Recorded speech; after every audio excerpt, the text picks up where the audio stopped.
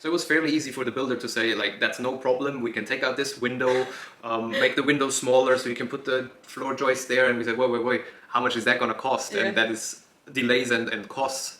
So we went in and measured ourselves to find out that. Hi everyone, welcome back to our channel, and on this channel we document our project updates and also share property investing tips. This is kind of a follow-up video on our recently completed project on King Street. If you haven't caught up with all our older project update videos on this project, make sure you click the link up here. You have the whole playlist to all the ups and downs of the project. And today we are going to share with you what hasn't gone well on this project. As you know, in any property projects, we always face unforeseen challenges and actually also expected challenges. So this one is not an exception. We have so many challenges. When you think you're done with one, another one pops up. So today it's basically sitting down and having a chit chat with you, sharing with you what didn't really go well there. So hopefully you take away something from this video. Maybe you come across it in your next project, but it's always good to learn from someone else who has experienced that. So yeah, in our other videos everything was just roses and rainbow. Today we share some thunderstorms that cropped up. So the first point I mentioned in the other video was we needed to get a sprinkler system on this project. We have never needed a sprinkler system before. Yeah. So we did not really know what is the cost of that. Of course you can Google it and you find all sort of wild numbers floating around. But how much does it cost for this project? We've mentioned before that we had that other investor who did sort of the exact same project just down the road. But they didn't need a sprinkler system. So what was different on ours, it was we had a different building control company. So they have read, well, the building control standards. The approved document. Yeah, they have read it maybe a bit more in detail, and they found out, well, actually, we need a sprinkler system because we are exceeding a certain height of a building. So we either have another route of escape, which is another staircase, which is not feasible for us, or we have a sprinkler system. So yeah, so that was something new for us, but it's not really new for the community of investors that we are in. So we could ask around people, oh, do you have any fire sprinkler installation company that you can recommend? What should we do in this case? Can we figure out a way that we don't need a fire sprinkler system?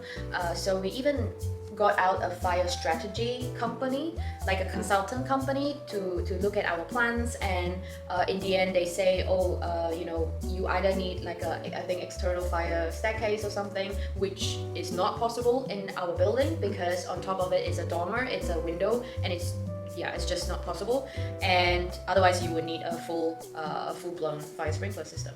So yeah, so we're always pretty spot on in estimating what our costs are, but on top of that we add a contingency, and this one ate right away our contingency. It came up to the good part of £10,000, just like that. We need a sprinkler system. Yeah. No tenant ever appreciates that you have a sprinkler system in your HMO, but yeah, we have spent the money on it. Yeah, which leads us to the next point. We had a lot of structural issues on this project. So maybe if you've seen a couple of the videos throughout the project, we have taken out chimney breasts, basically 3 of them. There was quite a lot of structural works going into this house. And we have also taken out floor joists because we had to lower actually 2 floors down. So that building was completely stripped out from bottom to top, almost from bottom to top. So when you're looking at the videos here, you will see that we're standing on first floor and we can look all the way up to the roof. So that's how much structural work we have to redo to the building. So the theory goes, well, you take out all those structural elements, you have your structural engineer, they specify some steels, and then you just put them in and everything is fine. But our first problem was we thought we can put in gallow brackets, so that is you prop up, you take out half of the chimney away, but then the top is still there, and you sort of put just a holder there. But once we did that, then the top was starting to crack and it almost looked like it's falling off. So we had to take out that whole thing. It just led to a lot of delays, and we thought, well, we have now installed those gallow brackets and we can move on. But in fact, we need to spend another time to take out that whole thing. So there was that decision between should we take out the whole chimney up to the rooftop, or should we get the structural engineer in to do more calculations and get more gallows brackets done, and wall ties and all of that. We tried to strap it down yeah. even, and that did not work either. So yeah, we just opted for let's remove all of it, which is of course an increased cost and time.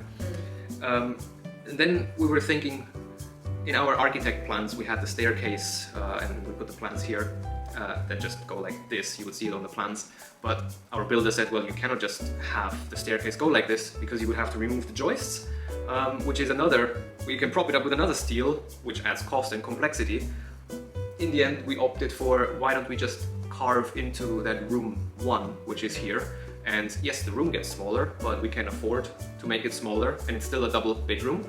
The tenant would never realize it because they don't know what it could have been. And it's still big enough according to requirements. Yeah. So yeah, that was a challenge to figure out that solution to, well, avoid more steel going in. Yeah, the next point was utility companies. Oh my god. So we talk about that point a lot, don't we? Yeah, you cannot believe how many hours this guy is on the phone talking to utility companies, getting them to getting appointments booked in, getting addresses changed, and clarifying mistakes that they have made, and yeah, just trying to get hold of someone. The same person on the phone even, every time we call. It's almost impossible. We even have to speak to managers at times, don't we?